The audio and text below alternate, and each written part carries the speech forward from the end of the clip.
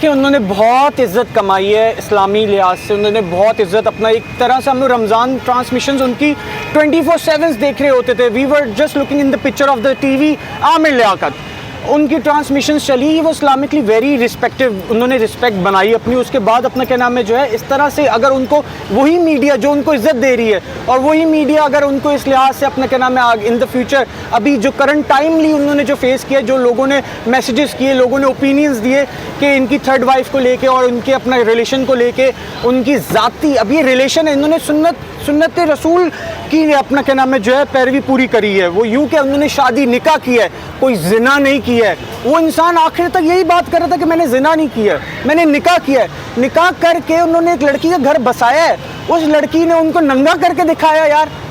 उससे कितना वो इस्लामिक की अब आप भी एक मौलाना है, आप भी एक अपना नमाजी है, आप भी एक अपना मुसलमान है, मैं भी एक इंसान हूँ। अब मैं ये देखता हूँ कि ये ट्रांसमिशन वाला एक आमिर लियाकत जो कि Islamically wise he was very famous, उसको अपना मैं एक नेकेड देख रहा हूँ और कौन दिखा रहा है? उसके निकाह में होने वाली जोजा।